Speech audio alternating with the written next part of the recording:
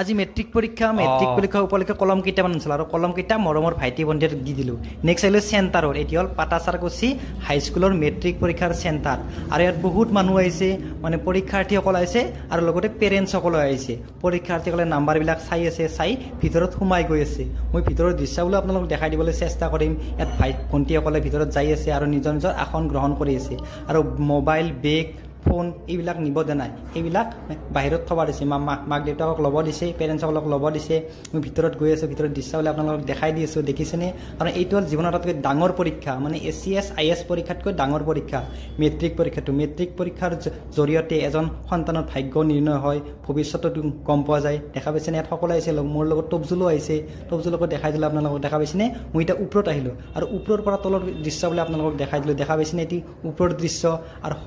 অৱশেষত সকলো পৰীক্ষাৰ্থীকে মোৰ তৰফৰ আন্তৰিক অভিনন্দন জ্ঞাপন কৰিলোঁ এইটো মিনি ব্লগ